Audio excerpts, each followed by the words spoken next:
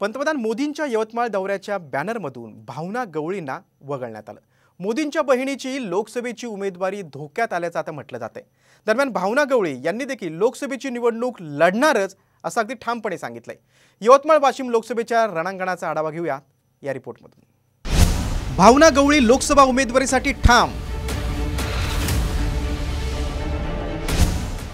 मोदींच्या बहिणीचा फोटो बॅनरवरून गायब झाल्यामुळे चर्चा।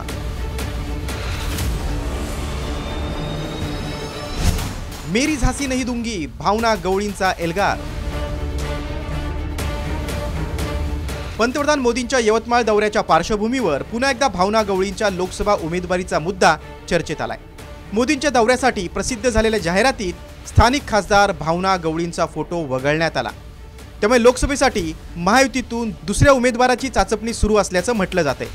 दरम्यान भावना गवळी यांनी मैं मेरी झांसी नहीं दूंगी म्हणत लोकसभा निवडणूक लढण्यावर ठाम असल्याचं स्पष्ट केलंय।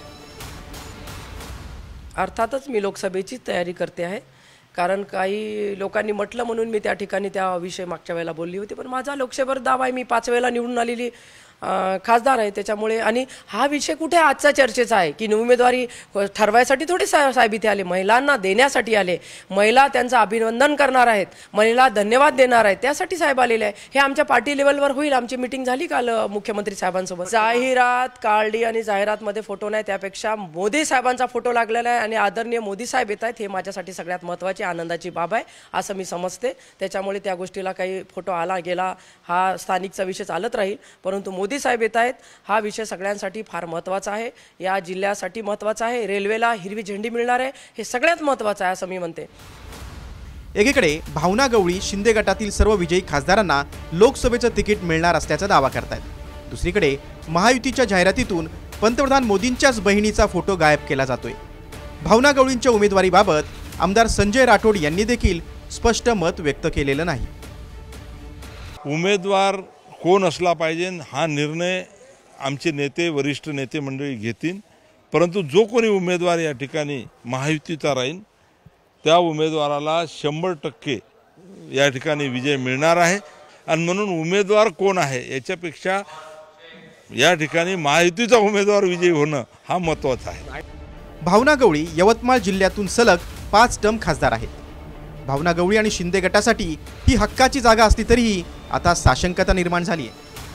शिंदे गटाच्या खासदार भावना गवळी आयकर विभागाच्या रडारवर आहेत। भावना गवळी यांच्या महिला उत्कर्ष प्रतिष्ठान या संस्थेची खाती आयकर विभागाकडून गोठवण्यात आली होती। भाजपला भावना गवळी लोकसभेसाठी उमेदवार म्हणून नको असल्यामुळे ही कारवाई केली जात असल्याची देखील चर्चा आहे। ठाकरे गटाकडून पोहरादेवीचे महंत सुनील महाराज लोकसभेसाठी इच्छुक असल्याचं म्हटलं जाते। त्यामुळे भावना गवळींऐवजी बंजारा नेते संजय राठोड यांच्या नावाचा विचार केला जातोय। हमने जिनके साथ में काम किया वो धागे के ऊपर बोलते बोले भाई धागे के ऊपर मत बोलो, ये धागा बहुत पवित्र है और पवित्र धागे के साथ हमारे मदन भाऊ में मेरे साथ खड़े। मेरे को कोई शंका नहीं, मला काही शंका नाही, माझ्या मनात काही किंतु परंतु नाही। आणि संजय भाऊ तुम्ही जर लोकसभा घेतली तर विधानसभा तुमची मी घेणार। यवतमाळ लोकसभेसाठी संजय राठोड संभाव्य उमेदवार असल्याची कुणकुण भावना गवळींना लागली आहे। तरीही लोकसभा निवडणूक लढवण्यावर भावना गवळी ठाम आहेत। आता मोदींच्या बहिणीसाठी मुख्यमंत्री एकनाथ शिंदे काय निर्णय घेणार याकडे सर्वांचं लक्ष लागलंय। पराग ढोबळेसह संजय राठोड, साम टीव्ही न्यूज।